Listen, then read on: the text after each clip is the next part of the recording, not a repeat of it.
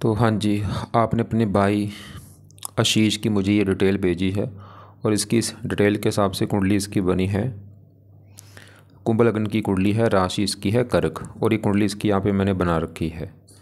आपने बोला है कि आपने अपने भाई के काम काज के बारे में जाना कि कैरियर कैसा होगा, जीवन कैसा होगा, इसके बच्चे, विवाह, धन संपत्ति, और ये पूरा आपको मैं विस्तार में समझाऊंगा। और आपने मेरे से पहले भी कुंडलियाँ बनाई हैं, मैंने आपको बता रखा है कि जो कुंडली होती है इसमें 12 घर होते हैं। और यहाँ पे देखो जी, 12 घर मैंने दोबारा लिख रखे हैं। एक बार मैं रिपीट कर देता हूँ। ये जो एक लिखा है ये है पहला घर, और ये पहले घर से आपके भाई का शरीर, स्वभाव, रंग रूप, पर्सनैलिटी, सर, मस्तक, ये सब कुछ देखेंगे। दूसरा घर इसके धन जोड़ने का है। तीसरा छोटे भाई बहन। चौथा घर है माता, मकान, वाहन। पाँचवें इसके बच्चों का है। छठा घर खराब घर होता है, इस घर से रोग, शत्रु, कर्जा देखते हैं। सातवां घर इसकी पत्नी का। आठवें घर से इसकी उम्र देखेंगे। नौवें घर से भाग्य। दसवां घर काम काज। 11वां घर आमदनी, लाभ, इच्छा पूर्ति, बड़े भाई बहन। और 12वें घर से इसके खर्चे देखेंगे। तो यहाँ पे देखो जी, आप वो देखो, आपने जो देखना है, मान लो आपने अपने भाई के काम काज के बारे में जानना है तो इसका काम काज का घर है 10वां, तो 10वें घर से काम काज देखेंगे। और 10वें घर में नंबर है लिखा है 8। 8 वृश्चिक राशि, माल का बना मंगल, तो इसके काम काज के लिए मंगल को देखना पड़ेगा। तो ऐसे ही जो भी कुछ देखना होता है वो घर देखना होता है और घर का मालक देखा जाता है। अब यहाँ पे सवाल कि इसकी कुंडली है कैसी। यहाँ पे देखो जी, एक बात नोट कर लो। आपको जैसे पहले मैंने बता ही रखा है कि कुंडली में छठा, 8वां, 12वां घर, ये 3 घर अच्छे घर नहीं होते। इन घरों में जो ग्रह बैठते हैं वो अच्छे फल नहीं देते। अब इसके 8वें घर में देखो 4 ग्रह बैठे हैं, सूर्य, गुरु, बुध, मंगल, और ये अच्छी बात नहीं है। ऐसा नहीं मैं बोलूँगा कि बिल्कुल ख़राब है, लेकिन ये ऐसा नहीं कि बिल्कुल अच्छे फल भी देंगे, मतलब ये रला मिला फल देंगे, अच्छा फल भी देंगे, बुरा फल भी। और इसी घर में ऐसे ही छठे घर में देखो चंद्रमा, शनि बैठे हैं। मतलब इसकी कुंडली में थोड़े से दोष भी हैं, ग्रह काफ़ी थोड़े से ख़राब भी ज़्यादा हैं, मतलब ज़्यादा मैं इस कुंडली को अच्छा नहीं मानूंगा। और यहाँ पे एक सबसे बड़ा दोष है, राहु केतु लेके बैठे हैं, काल सर्प दोष। ये केतु बैठा है 9वें घर में, राहु बैठा है दूसरे घर में। इधर वाला हिस्सा देखो खाली पड़ा है, पहला घर, दूसरा घर खाली, पहला, 12वां, 11वां, 10वां, सभी ग्रह हैं इस साइड में। ये बन चुका काल सर्प दोष। काल सर्प दोष कब बनता है? जब सभी ग्रह एक साइड में होते हैं। अब ये 9 ग्रह जो है ये अपना असर जो भी है अपनी दशा में देंगे ज़्यादा, जब इनकी चलेगी दशा। आज इसके ऊपर सबसे बड़ा असर है शुक्र ग्रह का, क्योंकि शुक्र की चल रही है बड़ी महादशा। 16 में चली हुई है, पिछले 10 साल हो चुके हैं, 2036 में जाके ख़त्म होगी, अभी भी 10 साल की बड़ी है। मतलब अभी आपकी भाई की लाइफ में जो चीज़ें हो रही हैं वो बड़ा कारण है शुक्र ग्रह। असर बाकी ग्रहों का भी है, लेकिन ज़्यादा असर है शुक्र ग्रह का, क्योंकि इसकी है महादशा। और इसका असर आप देखो कितना है, 80%। और दूसरा असर इसके ऊपर है राहु ग्रह का, जिसकी चल रही है अंतर्दशा। ये छठा महीना 23, पिछले 2 साल हो चुके हैं चली को, 23, 24, 25, मुझे लगता है ज़रा ही हो चुके हैं। और अभी भी ये छठा महीना 26 में, अभी भी 1 साल की पड़ी है दशा। मतलब आपके भाई की लाइफ में जो चीज़ें हो रही हैं उसका बड़ा कारण तो है शुक्र ग्रह, ये जो शुक्र है। और दूसरा कारण है राहु ग्रह। तो अब ये सवाल कि दोनों ग्रह अच्छे हैं जो बुरे हैं, अगर तो अच्छे हैं फिर तो अच्छे फल देंगे, अगर बुरे हैं बुरे फल देंगे। अगर शुक्र की बात करूं, शुक्र तो आपके भाई का अच्छा है, वो तो अच्छे फल देगा भाई। मतलब जो बड़ा असर आपके भाई के ऊपर शुक्र का है वो अच्छा है, अभी उसका समझ लो अच्छा समय है। बाकी जो राहु की दशा चल रही है, क्योंकि राहु का भी असर है लेकिन वो कम है, राहु इसका भाई ख़राब है। और आपका भाई चाहे देख भी लेगा, आप भी चाहे देख लो कि जब से आपके भाई के ऊपर राहु की दशा आई है इसको दिक्कतें लाइफ में परेशानी आ रही होंगी। छठा महीना 23, वही 24 तक 1 साल हो गया, 25 मतलब 2 साल हो चुके हैं, पूरे 2 साल हो चुके हैं। और अभी भी 1 साल की दशा बढ़ी है। मतलब राहु आपके भाई को अच्छा फल नहीं देगा, लेकिन ऐसा मैं नहीं बोलूँगा कि राहु बिल्कुल ख़राब है। राहु थोड़े बहुत अच्छे फल देगा, लेकिन ज़्यादा बुरे फल देगा। अब राहु बुरा होने का कारण आपको मैंने बता दिया है, काल सर्प दोष। क्योंकि अगर काल सर्प दोष ना होता फिर तो राहु इतना बुरा फल नहीं देता, लेकिन ये जो राहु केतु काल सर्प दोष लेके बैठे इसकी वजह से राहु खराब है। अब राहु देखो जी जहाँ बैठे, ये है तीसरा घर, और तीसरा घर है इसके छोटे भाई बहन, छोटी यात्राएं, पराक्रम, उद्यम, मेहनत, साहस। और राहु यहाँ पे ये जो एक लिखा है मंगल ग्रह बैठा है। राहु देखो जी अच्छे फल कह देगा, ये लड़के को मेहनती बनाएगा। तीसरा कर मेहनत का होता है, पराक्रम का। ये जो आपका भाई है काफ़ी मेहनती, पराक्रमी होगा, हिम्मत वाला होगा, साहसी होगा, अपनी मेहनत के बल पर आगे वैसे बढ़ेगा। लेकिन राहु की दृष्टियाँ भी हैं, 5वीं पड़ेगी 7वें घर के ऊपर सूर्य की राशि, थोड़ा सा विवाह में देरी या हल्का सा पत्नी से मनमुटाव। नौवीं साथ में बढ़ेगी, नौवें घर के ऊपर भाग्य की हानि करेगा। भी राहु की जो दशा है इसमें भाग्य साथ ज़्यादा नहीं देगा। सबसे बड़ी दिक्कत राहु जो देगा, भी राहु की जो दशा है इसमें सबसे बड़ी दिक्कत क्या आएगी, राहु की नौवीं दृष्टि पड़ेगी 11वें घर के ऊपर। 11वें घर में जो 9 लिखा है, धनु राशि राहु की है नीच राशि। राहु इस 11वें घर को खराब करेगा। 11वां घर है आमदनी, इसको इनकम को लेकर दिक्कतें आएंगी, मतलब काम काज में दिक्कतें आना। लाभ का घर है, कामों में लाभ ना होना, इच्छाएं पूरी ना होना। ये बड़े भाई बहनों का घर है, इसका अगर कोई बड़ा भाई होगा उसको लेकर दिक्कत आना, उससे मनमुटाव होना या उसकी हेल्थ खराब होना। अब राहु के बारे में थोड़ा सा आपको मैं दिखा भी देता हूँ, दोष कौन सा है। 11 समझ लो, राहु कहाँ बैठा है, तीसरे घर में। केतु कहाँ बैठा है, 9वें घर में। और सभी ग्रह हैं इस साइड में, देखो उधर वाला हिस्सा देखो खाली पड़ा है। तो राहु तीसरे घर में, केतु 9वें घर में है। अब यहाँ पे ये देखो कौन सा दोष बना है, इसका ये बना है वासुकी। तीसरे भाव में राहु और 9वें भाव में केतु हो तो ये बनते। इससे क्या होता है, ये लिख रखा है इसके परिणाम स्वरूप जातकों को अपने मित्र बंधुओं या बरातों के कारण मानसिक पीड़ा, क्योंकि तीसरा घर है छोटे भाई, इसका अगर छोटा भाई होगा कोई उसको भी लिख के दिक्कतें आएंगी। रिश्तेदारों संबंधियों से कष्ट, नौकरी में बाधा, बिजनेस में हानि, बिजनेस की हानि, पराक्रम की हानि, भाग्य का साथ ना देना, सभी कामों में अड़चने आना। ये चीज़ें, गला कंधा, कोई तीसरे घर से गला कंधा देखा जाता है, कान, इसमें कोई दिक्कत आना। सभी चीज़ें वैसे नहीं है, ऐसे नहीं कि मैं सभी चीज़ों को सब ऐसे बोलूँगा कि सभी चीज़ें आपके साथ भाई के साथ नहीं होंगी, भाई कुछ चीज़ें वैसे थोड़ी बहुत ही होंगी। बाकी यहाँ पे मंगल की राशि शत्रु राशि भी है। लेकिन अब आप यहाँ पे सवाल कि भाई आपका भाई क्या करे कि राहु आपके भाई को बुरे फल ना दे। मतलब राहु की वजह से जो सबसे मेन दिक्कत क्या आएगी, आपकी भाई की अभी लाइफ में दिक्कतें आएंगी। दिक्कतें, उसको आगे बढ़ने में दिक्कतें आएंगी, स्ट्रगल करना पड़ेगा, चिंता होगी, उसको परेशानी आएंगी, आलस आएगी, और भी मतलब हिम्मत नहीं आएगी ऐसे आगे बढ़ूँ। तो ये चीज़ें राहु देगा इसको। खासकर इसके कामों में रुकावटें बहुत सारी आएंगी, कोई भी काम करेगा वो काम आसानी से इसका बनेगा नहीं। तो आपके भाई को भाई जितना होता है बोलो कि पाठ पूजा किया करे। अब क्या पाठ पूजा करने हैं, पहला राहु का उपाय है कि राहु कवच का पाठ आपका भाई पढ़ा करे। दूसरा है राहु स्तोत्र का पाठ पढ़ा करे। ये 2 पाठ अपने भाई को बोल दो कि शाम को बैठे या रात को बैठ के पाठ पढ़ने हैं, ये इनको सुना करे। तीसरा उपाय जो है ये है राहु का दान आपके भाई ने करना है। अब राहु का दान देखो जी, कई प्रकार के दान है, जो दान सही लगे वो कर दे। कब तक दान करना है, जब तक ये दशा है। और ये पाठ भी जब तक ये दशा तब तक पढ़ ले, मतलब 1 साल के लिए पाठ पढ़ ले, उसके बाद चाहे छोड़ दे। दान भी 1 साल के लिए कर दे चाहे छोड़ दे। दान वैसे तो है कई प्रकार के, लेकिन एक मेन सबसे दान है सतनाज्य का दान आपका भाई किया करे, ये पंछियों को डाला करे। और चौथा उपाय सबसे बेस्ट है, आपके भाई को बोलो धार्मिक बने, क्योंकि जो लोग धार्मिक होते हैं भाई उनको राहु कष्ट नहीं देता। और ये जो दोष बना है, अगर ये चाहता है कि दोष खत्म हो, क्योंकि ये देखो यहाँ पे ये जो दोष है राहु केतु की वजह से, काल सिर्फ दोष, इसका सबसे बड़ा नुकसान क्या होगा, इसको आगे बढ़ने में दिक्कतें आएंगी, स्ट्रगल करना पड़ेगा, चिंता होगी, रुकावटें होंगी, कामों में दिक्कतें आती रहेंगी। मतलब जो भी काम करेगा, आपने बोला टैटू बनाने का जो काम, अगर वो भी करता है उसमें भी दिक्कतें आएंगी। कोई भी काम कर ले दिक्कतें लगी रहेंगी लाइफ में। हाँ, अगर ये चाहता है इसकी पूरी कुंडली अच्छी हो जाए, इसके दोष खत्म हो जाए, इसको धार्मिक बोलो बने। धार्मिक का मतलब ये है कि जो आपका भाई धर्म है, अपने धर्म को फॉलो करो सही ढंग से। और इसको बोलो जितना हो सकता है, जो भी ये लड़का जो आपका भाई है जो देवी देवताओं को मानता है या जिसकी इसको पूजा उपासना अच्छी लगती है, तो वो पूजा उपासना किया करे। सुबह शाम अपना रोजाना मंदिर जाए, गुरुद्वारे जाए, नाम जपे, कथा सुने, भजन कीर्तन किया करे। मतलब 24 घंटे में कम से कम 1 घंटा इसको बोलो कि अपना धर्म को देना है।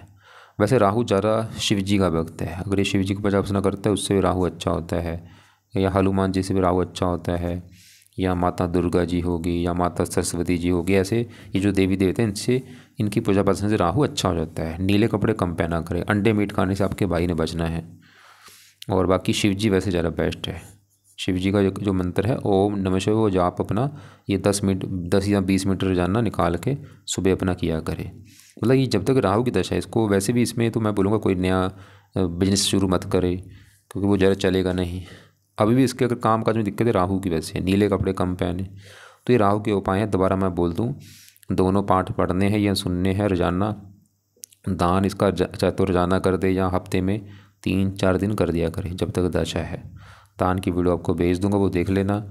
और धर्म को अपनाए, धार्मिक बने, सुबह शाम अपना धर्म को टाइम देना है, पाठ पूजा के लिए निकालना है। इससे हज़ारों, ये सबसे बेस्ट है।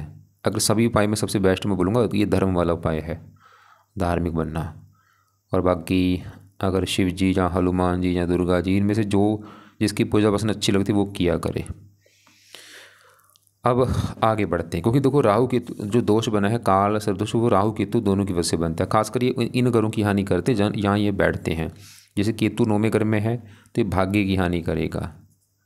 अब इसका मान लो हमने भाग्य देखना है कि आपके भाई का भाग्य कैसा होगा। भाग्य इसका देखना है, भाग्य कैसा होगा। ये 9वां घर है भाग्य घर। अब आपको मैंने बता ही रखा है, घर का मालिक देखना होता है। 9वें घर में लिखा है 7 है तुला राशि, मालिक शुक्र देखना पड़ेगा। तो इसे शुक्र को देख के डिसाइड होगा इसका भाग्य कैसा होगा। शुक्र के अलावा 9वें घर में केतु भी बैठा है, केतु को भी देखना पड़ेगा। अब केतु तो इसके करेगा भाग्य की हानि, क्योंकि दोष बना है काल सर्वदोष। इसका नुकसान जो होता है ये उन घरों में जहाँ ये बैठते हैं। तो केतु भाग्य घर में भाग्य की हानि करेगा। तो अपने भाई को केतु के लिए एक उपाय बोल दो, वह है केतु का दान करे, कुत्तों को रोटी डाले रोजाना, कुत्तों को रोटी बिस्कुट वगैरह डाल दिया करे। अब भाग्य घर का मालिक जो शुक्र है वो कहाँ बैठा है, ये 7वें घर बैठा है। अब 7वां घर पहले समझो किसका है। 7वां घर है इसकी पत्नी का घर। पत्नी इसकी कैसी होगी, 7वां घर देखेंगे। 7वें घर में लिखा है 5, यह है सिंह राशि, मालिक सूर्य है। तो इसे सूर्य को देख के पता चलेगा इसकी पत्नी के बारे में। और सूर्य के अलावा पत्नी घर में आके शुक्र बैठा है, शुक्र को भी देखना पड़ेगा। तो शुक्र वैसे इसका अच्छा है, क्योंकि ये 7वां घर ठीक है और ये भाग्यश है, भाग्यश होकर बैठा है पत्नी घर में। शुक्र ये दिखा रहा है कि इसकी पत्नी आने के बाद इस लड़के का भाग्य साथ देगा, ये पक्का कन्फर्म है। जब इसकी पत्नी आएगी, विवाह होगा, तो इसकी किस्मत साथ देना शुरू हो जाएगी। और शुक्र की वजह से इसकी जो पत्नी है वो दिखने में काफ़ी सुंदर होगी, वो आकर्षक होगी, उसको गीत संगीत कला में रुचि होगी। और शुक्र के कम में उसकी रुचि होगी। और शुक्र इस 7 घर का भी मालिक है, क्योंकि चौथे घर में क्या लिखा है 2 वृष राशि, मालिक शुक्र। और चौथा घर है इस लड़के की माता का घर। इसकी माता कैसी होगी, इसके पास मकान कैसा होगा, वाहन कैसा, भूमि जमीन जायदाद नौकर चाकर, चौथे घर को देखना पड़ेगा। और चौथे घर का मालिक शुक्र अच्छा है। तो शुक्र वैसे पत्नी घर मतलब माता मकान वाहन पत्नी, शुक्र ही दिखा रहा है इसकी पत्नी आने के बाद इस लड़के को मकान वाहन ये सुख मिलने शुरू हो जाएंगे जब इसकी पत्नी आएगी। तो शुक्र मतलब यहाँ पे ये दिखा रहा है कि इसकी पत्नी आएगी तो इसका भाग्य साथ देगा। पत्नी आएगी, इसको मकान वाहन ये सुख मिलने शुरू होंगे, पत्नी सुंदर होगी, आकर्षक होगी। और शुक्र पहले घर को देख रहे हैं, इस लड़के को भी ये सुंदर आकर्षक बनाएगा, सुंदर होगा ये लड़का, आकर्षक होगा। अब यहाँ पे देखो जी एक और बात है, पत्नी के लिए आपको मैंने बोला था पत्नी का घर है 7वां, इस घर में 5 लिखा है, मालिक सूर्य को भी देखना पड़ेगा पत्नी के लिए। अब सूर्य इसका बैठा है 8वें घर में, ये घर अच्छा नहीं। सूर्य थोड़ा सा विवाह विलंब को बना है। सूर्य ये दिखा रहा है कि थोड़ा सा विवाह में देरी होगी और हल्का सा पत्नी से मनमुटाव होगा, मतलब सूर्य इसकी पत्नी के लिए अच्छा नहीं है। इस लड़के की अगर पत्नी देखनी है कम से कम भाई हमें 3 से लेकर 4 ग्रह देखने पड़ेंगे। एक तो देखो जी 7वां घर है पत्नी का घर, इस घर में शुक्र देखना पड़ेगा पत्नी के लिए। शुक्र तो अच्छा है कि पत्नी आएगी भाग्य साथ देगा, पत्नी आएगी मकान वन का सुख मिलेगा, पत्नी सुख देने वाली होगी। अब पत्नी घर का मतलब सूर्य हमने देखा वो अच्छा नहीं, क्योंकि 8वें घर में बैठा है, विवाह विलंब योग की वजह से विवाह में देरी होना और पत्नी से मनमुटाव होना, मतलब सभी घर अपना असर देंगे। और 7वें घर के ऊपर पत्नी घर के ऊपर है राहु की दृष्टि, तो राहु भी अपना असर देगा। राहु की वजह से विवाह में थोड़ी सी देरी और हल्का सा पत्नी से मनमुटाव, मतलब सभी चीज़ें वैसे होंगी। लड़ाई झगड़े भी थोड़े बहुत होते रहेंगे, लेकिन पत्नी आने के बाद इसकी किस्मत भी चमकेगी, या इसकी पत्नी इसका लड़के का भाग्य दे करेगी, वो इसके भाग्य को चमकाएगी। पत्नी इसकी धार्मिक होगी क्योंकि 9वां घर धर्म का है। बाकी देखो जी यहाँ पे जो ये 8वें घर में बुध मंगल गुरु सूर्य, इन चारों को विस्तार में जानते हैं। मैंने आपको पहले बोला था 6ठा 8वां 12वां, ये 3 घर अच्छे घर नहीं होते। 8वें घर से देखते हैं आयु, मृत्यु कष्ट, लंबी बीमारी, दुर्घटना, गुप्त रोग। अब 8वें घर में सबसे पहले अगर बुध की बात करूं, बुध तो इसका अच्छा है क्योंकि ये 8वां घर बुध का ही घर है, क्योंकि 8वें घर में जो 6 लिखा है ये है कन्या राशि, ये है बुध की ही राशि। मतलब बुध यहाँ पे सरल नामक विपरीत राज लेके बैठने की वजह से अच्छे फल देगा। क्या अच्छे फल देगा, वैसे तो कई अच्छे फल है, लेकिन मेन इसकी उम्र लंबी कर देगा ये, क्योंकि 8वां घर उम्र का भी है। अब इसी घर में जो गुरु मंगल, पहले मैं इसकी अगर गुरु की बात करूँ, क्योंकि देखो जी घर अच्छा नहीं, इसकी वजह से गुरु भी यहाँ पे दिक्कतें पैदा करेगा। और गुरु क्या बुरे फल देगा, गुरु जिन घरों का है मालक, एक तो गुरु का घर है ये दूसरा घर, और दूसरा घर है इस लड़के के धन जोड़ने का। ये लड़का कितना धन जोड़ेगा। दूसरा घर, दूसरे घर में 12 लिखा है मालक गुरु, और गुरु चला गया 8वें घर में, धनहीन योग बना है। गुरु इसके धन को खर्च कराएगा, इसको धन जोड़ने में दिक्कतें आएंगी। वैसे गुरु अपने घर को देख रहा है, इसको धन देता रहेगा लेकिन धन इसका खर्च होता रहेगा। और गुरु इस 11वें घर का भी मालक है जहाँ पे 9 लिखा है मालक गुरु। गुरु इसके प्रॉपर काम काज में लाभ ना होना, क्योंकि लाभ भंग योग बना है, काम में लाभ ना होगा, इच्छाएं पूरी ना होना। और गुरु वैसे की शर्त पे अच्छे फल जरा देगा। वो शर्त ये है कि ये लड़का अगर अपनी जन्मभूमि से दूर जाके काम करते, इसके वैसे मैंने देखा काफ़ी योग हैं, ये अपनी जन्मभूमि पर टिकेगा नहीं, इसको जन्मभूमि छोड़नी पड़ेगी। जैसे आपने लिख रखा है बरदौली लिख रखा है, ये बरदौली से लड़का दूर जाएगा। इससे दूर जाने का मतलब है चाहे कोई दूसरी कंट्री है, चाहे इसका अपना ही देश है, और इससे अगर दूर चला गया इसको फ़ायदा ज़्यादा होगा, इसकी किस्मत ज़्यादा साथ देगी बरदौली से दूर जाने पर। गुरु भी इसको अगर घर से दूर चला जाता है फिर इसको गुरु धन देगा, लाभ देगा, इनकम देगा। अब इसी घर में मंगल बैठा है। मंगल ये जो 10वां घर है, 10वां घर आपको मैंने बोला था इस लड़के के काम काज का घर है, जो ये काम काज नौकरी कारोबार करेगा। 10वां घर पिता का भी है, सरकार का भी है, मान प्रतिष्ठा। 10वें घर में 8 लिखा है मालक मंगल, और 8वें घर में बैठा है खराब घर में, राजभंग योग बना। मंगल इसके काम काज में दिक्कतें पैदा करेगा, पिता संबंधी दिक्कतें, सरकारी कामों में दिक्कतें, मान हानि में दिक्कतें। और यहाँ पे भाई एक बात फिर नोट कर लो, ये ग्रह जो भी हैं अपना असर अपनी दशा में ज़्यादा देते हैं। मतलब मंगल की दशा में काम काज में कुछ दिक्कतें आना, सरकारी कामों में दिक्कतें आना, मान हानि होना। और मंगल तीसरे घर का मालक है, पराक्रम में कमी कर देना। अब यहाँ पे सवाल कि मंगल की लड़का क्या करे। तो मंगल के वैसे तो अभी देखो, क्योंकि यहाँ पे जो भी उपाय करने हैं वो खासकर दशा में जरूर करने हैं, जिसकी दशा होगी। जब मंगल की अभी दशा आएगी, वैसे दशा ही अभी छोटी निकल चुकी है, फिर भी यहाँ पे मैं मंगल के जो देवता हैं हनुमान जी, इसको बोलूँगा पूजा उपासना किया करें। अभी इसी घर में सूर्य बैठा है। सूर्य की पहले बात हम कर ही चुके हैं, वो विवाह में दिक्कतें पैदा करेगा। गुरु की बात कर चुके हैं, बुध वैसे अच्छा है। बाकी यहाँ पे देखो जी एक बात नोट कर लो। अब सवाल आपका ये होगा कि गुरु मंगल सूर्य अच्छे हैं या नहीं। है तो ख़राब है क्योंकि 8वें घर में बैठे हैं, लेकिन ये लड़का अगर घर से दूर जाता है, विदेश में जाता है या अपने ही देश में दूर जाता है, फिर ये तीनों घर इसको बुरा फल नहीं देंगे बल्कि बहुत अच्छा फल देंगे। अब इसी घर में देखो छठे घर में चंद्रमा शनि बैठे हैं। उससे पहले अभी छठा घर देखो किसका है। छठा घर रोग का होता है, रोग भाव कहते हैं इसे। रोग, शत्रु, कर्जा, कोर्ट कचहरी, चोरी, ठगी, ऐसी ख़राब चीज़ें छठे घर से देखते हैं। अब यहाँ पे चंद्रमा भी बैठा है, शनि भी। चंद्रमा वैसे इसका अच्छा है क्योंकि छठे घर में 4 लिखा है, ये चंद्रमा की घर है, अपने घर में बैठा है। लेकिन यहाँ पे जो शनि है ये दिक्कतें पैदा करेगा, क्योंकि शनि एक तो छठा घर, ऊपर से चंद्रमा का घर, और चंद्रमा को अपना मानता है दुश्मन। शनि क्या दिक्कतें पैदा करेगा। शनि इस कुंडली में इस घर का मालक है, पहले घर का। और आपको मैं फिर बोल दूं कि 12 घर से मैंने क्या बोला, कुछ ना कुछ देखा जाएगा। 7वां घर इस लड़के की पत्नी का है, 5वां बच्चों का, चौथा माता। ऐसी पहला घर इस लड़के का घर है, और ये लड़के के लिए पहला घर में लिखा है 11 मालक शनि, और वो चला गया छठे घर में। मतलब पहला घर शरीर इसका है, शरीर का मालक शनि कहाँ बैठा है, छठा घर रोग। तो शनि अपनी दशा में इस लड़के को रोगी बनाएगा, हेल्थ ख़राब कर देगा शनि अपनी दशा में। शत्रु बढ़ाएगा, इसको कर्जदार भी बना सकता है, खर्चे बढ़ाएगा अपनी दशा में, स्ट्रगल करना पड़ेगा। लेकिन शनि भी एक शर्त पे अच्छे फल देगा अगर ये लड़का घर से दूर जाता है। अब यहाँ पे देखो सवाल है कि इसके लड़के के लिए करना क्या है। एक तो देखो जी मैं फिर बोलूँगा ग्रह थोड़े से ख़राब ज़्यादा है, क्योंकि देखो 4 ग्रह तो इसके 8वें घर बैठे, अच्छी बात नहीं है।